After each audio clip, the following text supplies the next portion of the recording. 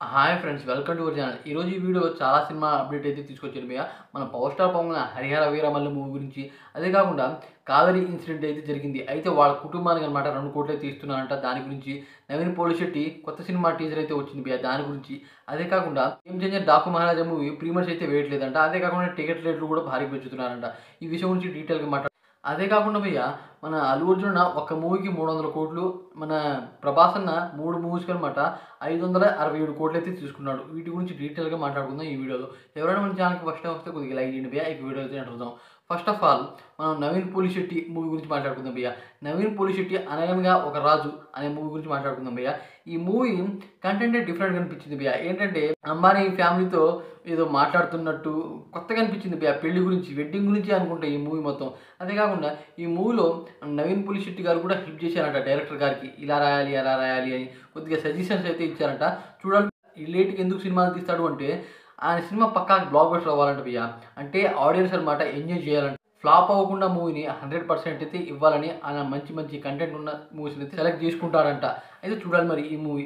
దాని తర్వాత మన power star Pawan Kalyan Hari Hara Veera Mallu movie గురించి మాట్లాడుతుంది భయ్య.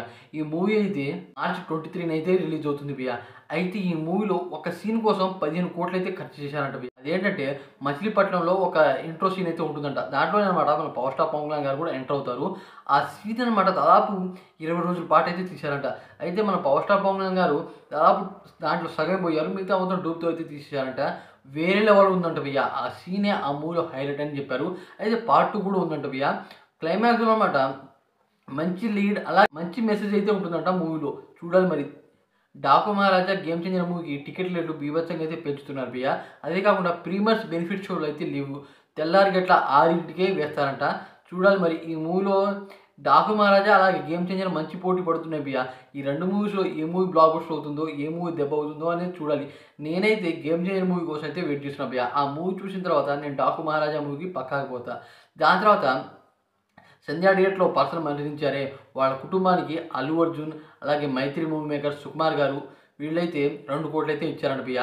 అయితే అల్లు అర్జున్ ఒక్కడే 1 కోటి, సుకుమార్ 50 కోట్లు, మైత్రి మూవీ మేకర్స్ వాళ్ళు 50 కోట్లు అయితే ఇచ్చారంట.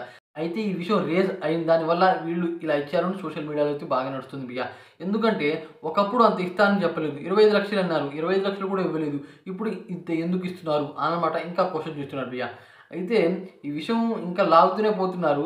ఇప్పుడు ఆగుతుందో ఏటో అని చూడాలి మరి. అదే కాకుండా భయ్య, మన అల్లు అర్జున్ పుష్ప 2 మూవీతో 300 కోట్లు రెమ్యునరేషన్ తీసుకున్నాడు భయ్య. దాదాపు ఈ మూవీలో 24% అయితే తీసుకున్నాడంట. మన ప్రభాస్ అన్న మాత్రం 3 సినిమాస్కి అనమాట 567 కోట్లు అయితే తీసుకున్నాడు. ఏంటి హంబాలా వాడతో అనమాట 3 సినిమాలు అయితే ప్లాన్ చేశారు భయ్య. అయితే సలారు, అదే కాకుండా ఇంకో 2 సినిమాలు అయితే ఉన్నాయంట. వాటిని కలిపి కూడా ప్రభాస్ అన్న ఇంతే తీసుకున్నాడు. అదే కాకుండా ప్రభాస్ అన్న 3-4 టైమ్స్ అనమాట 1000 కోట్లు అయితే దాటాడు. కానీ అల్లు అర్జున్ ఫస్ట్ టైం అనమాట 1000 కోట్ల గేట్ని అయితే ఓపెన్ చేశారు. కానీ రెమ్యునరేషన్ భారీగా తీసుకున్నాడు అని కొంతమంది అయితే చెప్తున్నారు భయ్య. దీని గురించి మీరేమన్నారో కామెంట్ చేయండి. అలాగే వీడియో కొద్దిగా లైక్ చేసి ఛానల్ సపోర్ట్ చేసి సబ్స్క్రైబ్ ఫ్రెండ్స్. ఇలాంటి మంచి మంచి అప్డేట్స్ ఇస్తూ ఉంటారు కదా ప్లీజ్.